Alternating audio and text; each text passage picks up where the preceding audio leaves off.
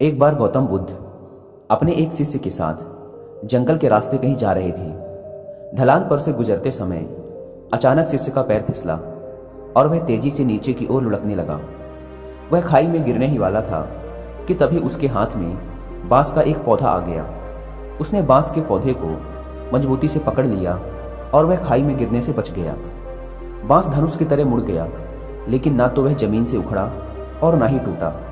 वह बांस को मजबूती से पकड़कर लटका रहा। थोड़ी देर बाद बुद्ध पहुंचे। उन्होंने हाथ का सहारा देकर शिष्य को ऊपर खींच लिया और दोनों अपने रास्ते पर आगे बढ़ चले। रास्ते में बुद्ध ने शिष्य से कहा, जान बचाने वाले बांस ने तुम्हें कुछ कहा, तुमने सुना क्या? शिष्य ने कहा, नहीं गुरुजी, शायद प्राण संकट में थे इसलिए मैंने ध्यान नहीं दिया, और मुझे तो पेड़ पौधों की भाषा भी नहीं आती। आप ही बता दीजिए उसका संदेश। बुद्ध मुस्कुराए। खाई में गिरते समय तुमने जिस बांस को पकड़ लिया था वह पूरी तरह मुड़ गया था, फिर भी उसने तुम्हें सहारा दिया और जान बचा ली। बांस ने तुम्हारे लिए जो संदेश दिया वो मैं तुम्हें दिखाता हूँ। बुद्ध ने रास्ते में खड़े बांस के एक पौधे को खींचा और फिर छोड़ दिया। बांस लचक कर अपनी जगह पर वापस लौट गया। बुद्ध ने शिष्य को कहा, पुत्र, पेड़ पौधों की भाषा मुझे भी नहीं आती। बेजुबान प्राणी हमें अपने आचरण से बहुत कुछ सिखाते हैं।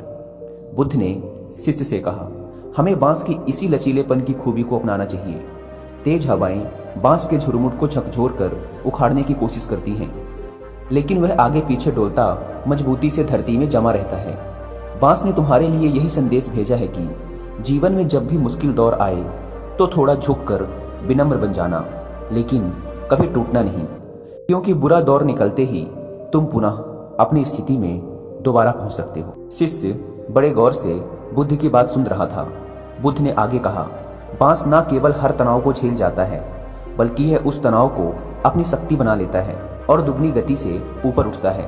बांस ने यही संदेश दिया कि हमें अपने जीवन में इसी तरह लचीले बने रहना है, बस मुसीबतों के समय में टूटना नहीं है, क्योंकि जैसे मुसीबतें जाएंगी हम फिर से अपनी स्थिति को वापस प्राप्त कर सकते हैं।